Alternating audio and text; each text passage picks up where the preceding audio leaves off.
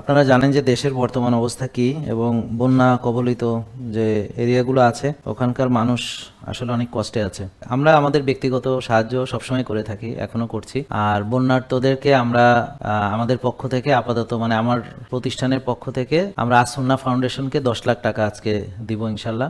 আর অনুরোধ করব আপনারা যারা ভিডিওটি দেখছেন, আপনারা যারা এখানে আছেন, আপনারা আপনাদের সাধ্যমতো অংশগ্রহণ করবেন। আর অনেকেই আসলে আমাদেরকে রিকোয়েস্ট করেছে, তো আমাদের তো ধরেন মানে আমি যেটা বিশ্বাস করি সেটা হলো যারা অলরেডি কাজ করছে তাদেরকে হেল্প করা উচিত। এখন আমরা সবাই মিলে গিয়ে অধিক সন্ন্যাসীতে গাজন নষ্ট বলে একটা কথা আছে না, আমার মনে হয় এখন বেশি বেশি লোক না গিয়ে যারা অলরেডি যাচ্ছে কাজ করছে তাদের হেল্প করলে ভালো হয়, নাহলে অধিক সন্ন্যাসীতে গাজন নষ্ট হবে। যেমন কিছুদিন আগে আমরা লক্ষ্য করেছি যে একটা মোড়ে 30-40 জন বাচ্চা তারা ট্রাফিক কন্ট্রোল করছে, তো এটা আপনারা নিশ্চয়ই দেখেছেন তাই না? তো ওখানে দেখা যাচ্ছে যে জিনিসটা কি হলো, একটা হ্যাপাজার্ড হয়ে গেল। তো একজনের কাজ 40 জন মিলে করতে গেলে ঝামেলা। তো আমাদের সবার প্রতি অনুরোধ যে আপনারা আরো অনেকে অনেকে উদ্যোগী হবেন, ঠিক আছে, সবাই যাবেন সেটাও ঠিক আছে, যেতে পারলে ভালো। তো অধিক সন্ন্যাসীতে যে গাজন নষ্ট বলে একটা কথা আছে, এই বিষয়টা একটু খেয়াল রাখতে। তা আমার পরামর্শ হলো যে অলরেডি যারা কাজ করছেন, যাদেরকে আমরা বিশ্বাস করি, যাদের ব্যাপারে আমাদের কোনো সন্দেহ নাই আনডাউটলি, তো আসুন্না ফাউন্ডেশন বা এই ধরনের যাদেরকে আপনাদের ভালো লাগে যারা অলরেডি কাজ করছে তাদেরকে হেল্প করলে